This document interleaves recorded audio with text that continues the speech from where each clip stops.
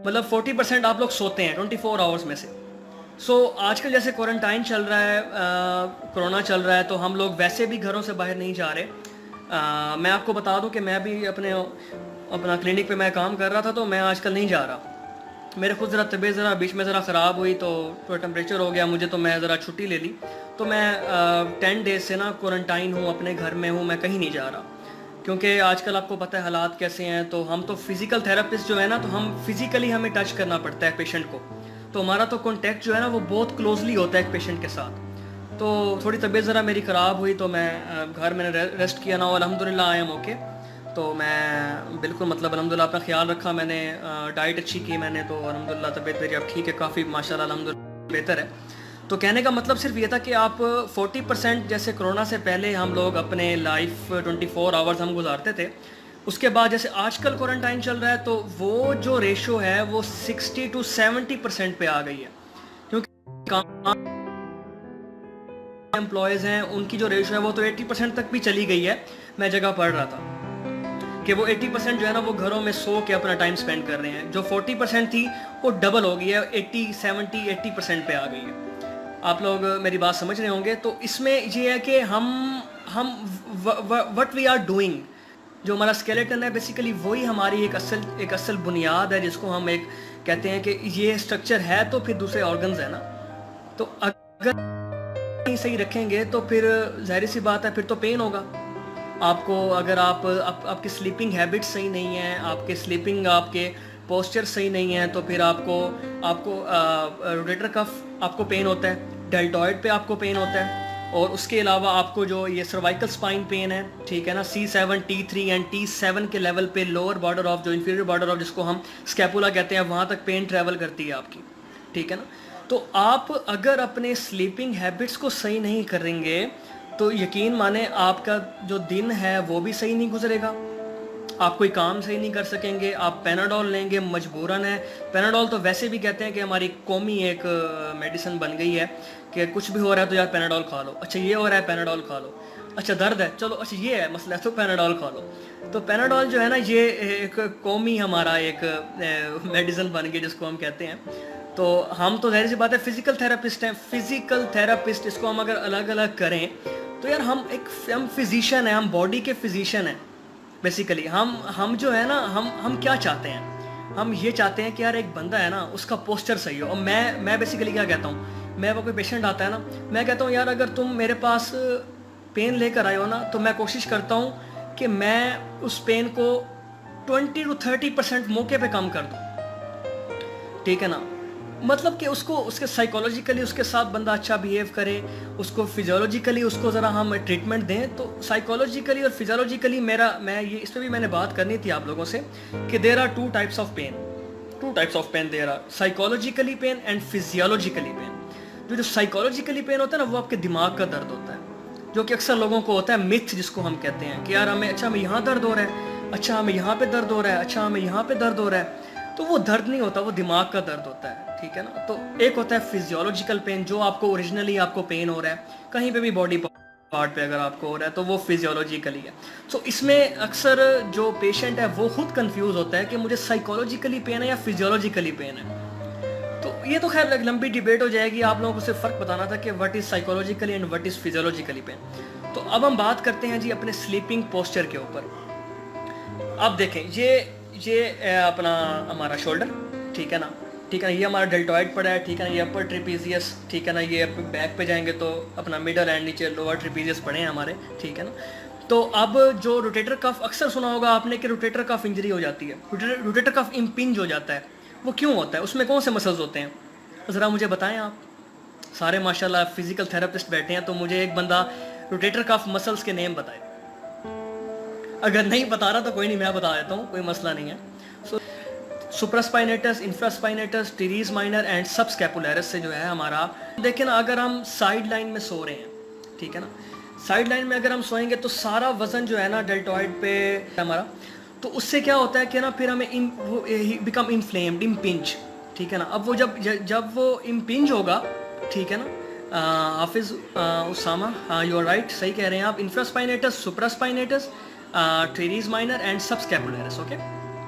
तो खैर हम बात अपनी ज़रा प्रोलॉन्ग करते हैं तो उसमें ये होता है कि ना हमें यहाँ पे सुबह उठते पेन होता है कि यार हमें बेसिकली हमारा पूरा जो सारा जोर है वो हमारा यहाँ पे सारा हम एक साइड पे सो जाते हैं, ठीक है ना। और हमारे हमारे मेरे पास एक पेशेंट आई, फीमेल थी, तो उसने मुझे कहा कि मुझे सुबह ना हाथों में ना नमनेस होती है, ठीक है ना, हाथों में और ऐसे हेडेक होता है। तो मैंने फ़ौरन अंदाज़ा लगाया कि ये उल्टा सोती होगी।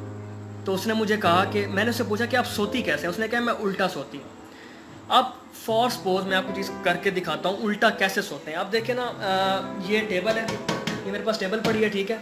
अब अगर मैं यहाँ पे यूँ सर रख के अगर मैं लेट जाऊँ, ठीक है ना, यूँ सर रख के, तो मेरी जो गर्दन है वो यूँ रोटेट है, और आप ऐसे 6 घंटे तक बैठे रहें, आपकी गर्दन का क्या हाल होगा। ऐसे ही जब आप उल्टा सोते हैं तो आप अपनी जो गर्दन है वो बिल्कुल ऐसे रोटेट करके सो रहे होते हैं। तो सारा ये देखें, सारा यहाँ पे इधर सारा ये देखें, ये सारा यहाँ पे खिंचाव पड़ रहा है आपके ट्रेपीजियस पे, ठीक है ना। और उसके अलावा जो हमारा ब्रेकियल प्लेक्सिस है वो बहुत ज़्यादा, मतलब इसको टेंशन, बेसिकली टेंशन एक ना एक टेंशन फोर्स होती है ना, वो उसको खींच रही होती है, ठीक है ना। तो वो बेसिकली क्रिएट हो रही होती है, ठीक है ना। मैं आपसे ये कह रहा था कि अगर आप अपने उल्टा सोते हैं तो आप खुद अंदाज़ा लगाएं कि आप लोग कैसे अपनी जो गर्दन है वो बिल्कुल रोटेट करके सो रहे होते हैं। और फिर सुबह जब आप उठें और आप कहें कि मेरे हाथों में नमनेस है और मुझे हेडेक है और मुझे सर्वाइकल स्पाइन पेन है, मुझे ट्रिपीजियस में दर्द है, तो फिर हमारा फिज़िकल थेरेपिस्ट का कोई कसूर नहीं है, फिर आपका अपना कसूर है। तो खैर, मैं आपको एक क्विकली एक रिव्यू देता हूँ। वो रिव्यू ये है कि आप लोगों ने अपना पिलो कैसे सेलेक्ट करना है। पिलो, अब हम बात करेंगे पिलो के ऊपर।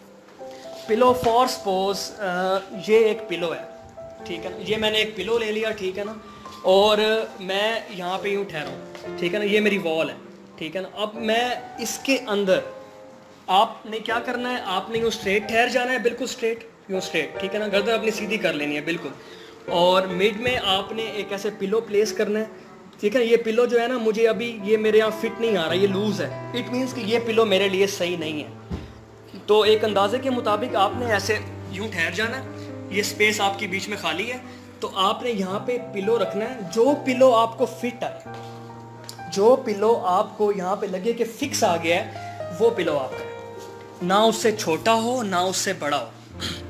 जो पिलो यहाँ पे आपके जो साइड, अब वॉल के साइड लाइन पे आप ठहर जाएंगे, एक पिलो यहाँ मिड में प्लेस करेंगे, जो पिलो आपका वहाँ पे फिक्स आ रहा होगा, जो बिल्कुल वहाँ पे जो लूज़ नहीं होगा, जो नहीं निकल रहा होगा, बेसिकली वो पिलो आप लोगों के लिए बना है, वो पिलो आप लोगों के लिए बना है, आपने वही यूज़ करना है, ठीक है ना। और जो दूसरी सबसे, एक तो ये पिलो सिलेक्शन जो है वो आपने खुद करनी है, आपके घर में देखें जो जो पिलोज आपके पास हैं, जैसे जैसे आप देख सकते हैं वो देखें।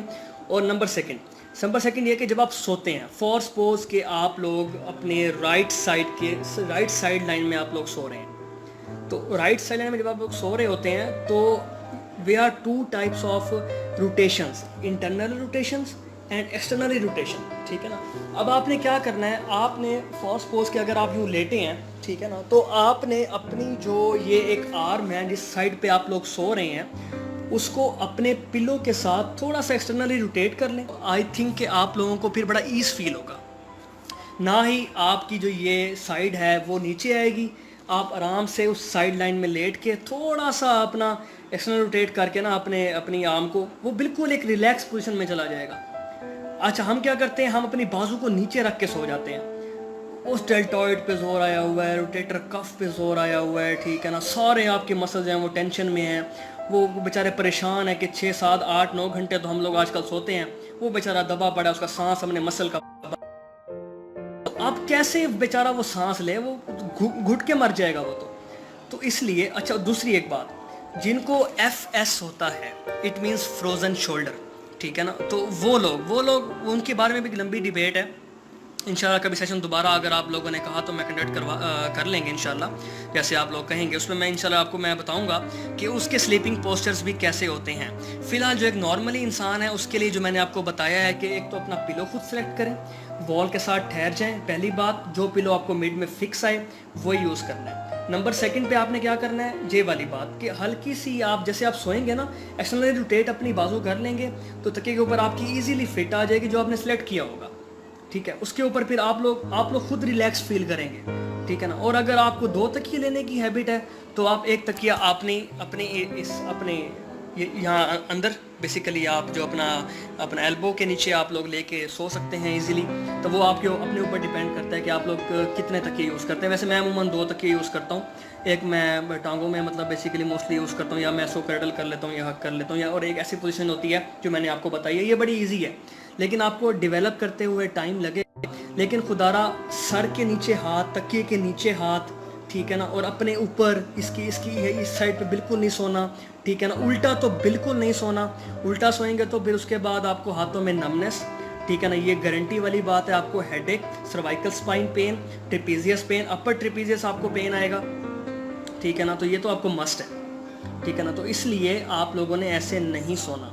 जैसे मैं आपको बता रहा हूँ कि आप इजीली आप अपने तो तकिए के नीचे, हम अक्सर क्या करते हैं, हम तकिए के अंदर हाथ डाल लेते हैं और वो एक हाथ अंदर नीचे रख देते हैं और यहाँ ये वाला भी नीचे पड़ा होता है, हाथ भी दबा हुआ होता है, तो जी बस फिर बेड़ा गर्क। तो इसलिए अपने थोड़े से आप लोगों को समझ कुछ ना आ गई होगी। बाकी मैं कोशिश ये कर रहा हूँ कि मैं आप लोगों के लिए कोई वीडियोस भी बनाऊँ जो आप लोगों को बाकायदा, एक बंदा, इस टाइम मेरे पास साथ कोई नहीं है, नहीं तो मैं वो मेरा मोबाइल पकड़ता और मैं आपको सारा कुछ बताता कि आपने कैसे कैसे करना है। मैंने कोशिश की है और आप लोगों को समझ आई होगी, उम्मीद है कि आप लोगों ने कैसे करना है, ठीक है ना। होप्स हो कि आप लोगों को कॉन्सेप्ट माइंड में क्लियर हो गया होगा।